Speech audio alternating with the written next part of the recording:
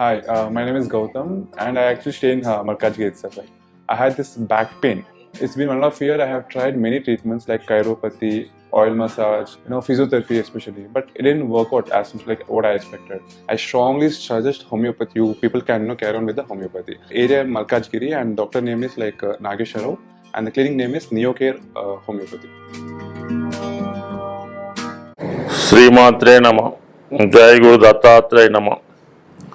ఈ వీడియోలో మనం 2024 సంవత్సరం మే నెలలో కన్యా రాశి వారికి మాస ఫలితాలు ఏ విధంగా ఉంటాయి అన్న విషయాన్ని మనం ఈ వీడియోలో తెలుసుకునే ప్రయత్నం చేద్దాం.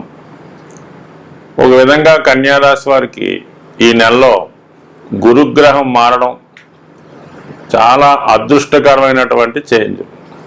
ఒక విధంగా చాలా కాలంగా 6వ స్థానంలో శనిగ్రహం ఉంటూ ఉద్యోగపరమైన అవకాశాలు వస్తున్నప్పుడు కూడా మరి మనకి గురువు అష్టమ స్థాన స్థితి వల్ల కొన్ని అవకాశాలు దగ్గరగా వచ్చి మిస్ అవ్వడం జరిగింది.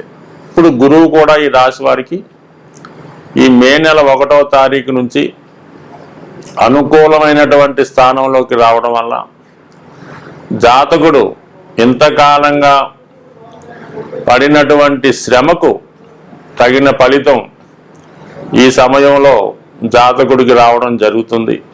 ముఖ్యంగా గురువు అనుకూలమైన స్థానాల్లో ఉన్నప్పుడు జాతకుడు తను చేస్తున్నటువంటి పుణ్య కార్యక్రమాలు, జపాలు, హోమాలు లాంటివి, ఏదైనా పుణ్యక్షేత్రాలు, తీర్థయాత్రలు దర్శించిన ఫలితాన్ని గురువు అనుకూలంగా ఉన్నప్పుడే జాతకుడికి అనుకూలంగా రావడం జరుగుతాయి. అతను గతంలో చేసినటువంటి ప్రయత్నాలకి ఫలితం దక్కుతూ ఉంటుంది. అంటే గత సంవత్సర కాలంగా గురువు సరైనటువంటి స్థితిలో లేకపోవడం వల్ల జాతకుడు ఎటువంటి పుణ్య కార్యక్రమాలు చేసినా, జపతప దానాలు చేసినా కూడా పెద్దగా ఫలితం వచ్చి ఉండదు. మరి ఇప్పుడు ఆ కష్టం యొక్క, ఆ శ్రమ యొక్క ఫలితం ఈ నెల 1వ తారీఖు నుంచి జాతకుడు అందుబాటులోకి రావడం జరుగుతుంది. ఒక విధంగా ఇది భాగ్యస్థానం అంటే అదృష్ట స్థానం, స్త్రీలకి సంతాన స్థానం, సౌభాగ్య స్థానం కూడా. అటువంటిది సంతానాన్ని ఆశించే స్త్రీలకి ఇది చాలా అనుకూలమైనటువంటి స్థితి.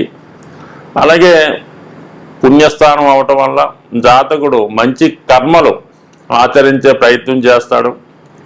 కొన్ని బలహీనతల నుంచి, వ్యసనాల నుంచి, చెడు అలవాట్ల నుంచి బయటపడి, అంటే గురువు 9వ స్థానంలోకి రావచ్చి లగ్నాన్ని పంచమ దృష్టితో వీక్షించడం వల్ల జాతకుడు తన దైనందిన జీవితంలో ఖచ్చితమైన మార్పు వస్తుంది. ముఖ్యంగా రాశిలో ఉన్నటువంటి కేతువు కూడా యాక్టివేట్ అవ్వడం వల్ల కంపల్సరీగా జాతకుడికి దైవభక్తి ఎక్కువగా పెరుగుతూ ఉంటుంది.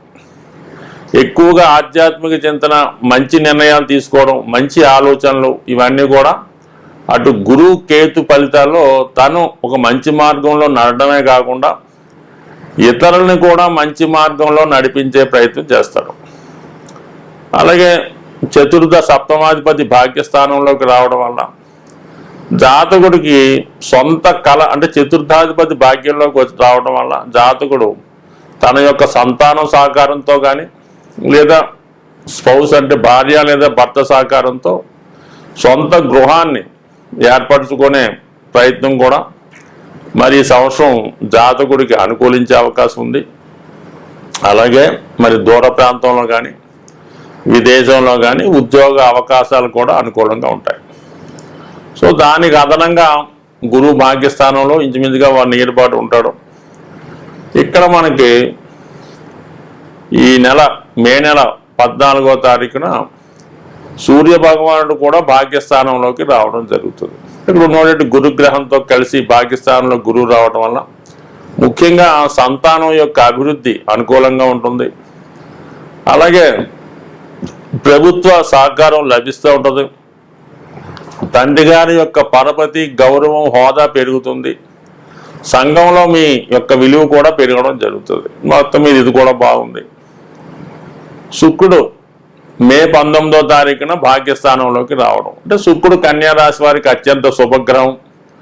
ధనస్థానాధిపతి భాగ్యంలోకి రావడం వల్ల ధనయోగం జనరేట్ అవుతూ ఉంటుంది. ఒక విధంగా ఒక కేంద్రాధిపతి ఒక కోణాధిపతి కలియడం వల్ల ఒక ధనయోగం అలాగే రాజయోగం ఏర్పడుతుంటుంది. ఈ కారణం వల్ల జాతకుడికి ఆర్థికపరమైన అనుకూలత ఏర్పడుతూ ఉంటుంది. మొత్తం మీద ఒక మంచి నేము, మంచి ధనం, మంచి సౌఖ్యం లభించే అవకాశం ఉన్నది. మొత్తం ఇది బలంగానే ఉంది. అయితే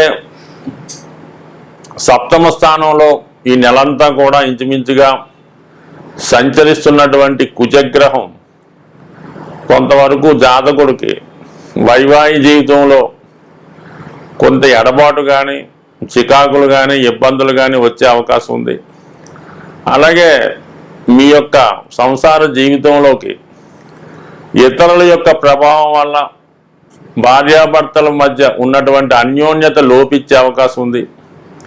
అలాగే పరస్పరం ఒకరినొకరు అర్థం చేసుకోకుండా ఇతరుల మాటలు నమ్మి ఒకరినొకరు నిందించడం కూడా కానీ టెంపరీగా దూరం అవటం కానీ జరిగే సూచనలు చాలా బలంగా ఉన్నాయి ఈ నెలలో.